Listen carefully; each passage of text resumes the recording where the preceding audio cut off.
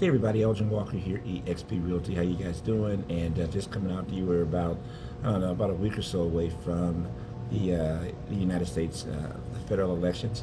And what am I seeing? What am I seeing in the marketplace? I'm seeing an awful lot of people, both buyers and sellers, investors, that have kind of been sitting on their hands a little bit. Everyone's been a little bit concerned, or I should say concerned, just kind of want to see. Kind of want to see. Obviously, it's been a long year, and we've had disappointments as far as interest rates being cut, and then when they're finally cut, if you haven't noticed, they've creeped back up.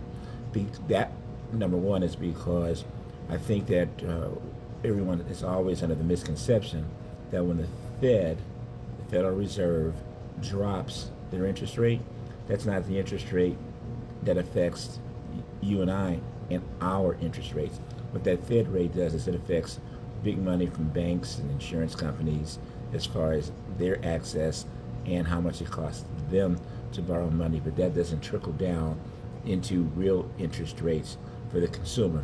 That is followed by a different source. But here's the deal: eventually, what that normally means is that they, will ease back on rates.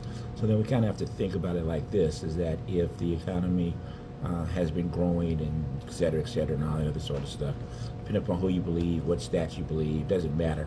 But if they are reducing interest rates and they're going to ease up for us to participate as far as buying homes, credit cards, cars, et cetera, that means that there's probably something and things that they see that we don't know about.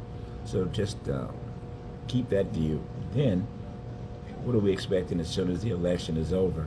And regardless to who wins, myself personally, from the experience that I've had, is that we'll have a short-term burst one way or another on different things, because there's a lot of pent-up stuff right now, even in the housing market. If we have pent-up demand still, although there are some homes on the market that have been there for a minute too, we kind of really slowed down overall. I believe that unless that there's a lot of inventory that comes on the market, there are going to be buyers that after the election is over are going to jump into the marketplace. There's some people that need to buy just before the end of the year, if nothing else, for tax purposes. So we're going to have that happen. In addition to that, if the Fed does follow up, as they've been saying, and that the pundits say, that we have probably two more, but at least one more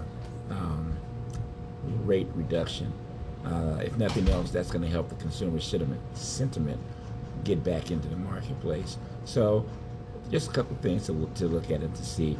I don't think there's a be-all, cure-all from any of all of that right away, but I do think that once we at least get beyond these next couple of hurdles, that we'll begin to see a different type of movement. Now, what that movement will be, we'll see. But at any rate, listen, if you have any questions about real estate, you kind of want to get an idea of your property value, you kind of want to get an idea of some great programs out there, including some no money down payment assistance programs. There's a lot out there.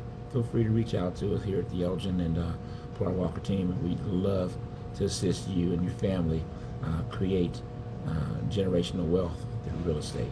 Have a great day.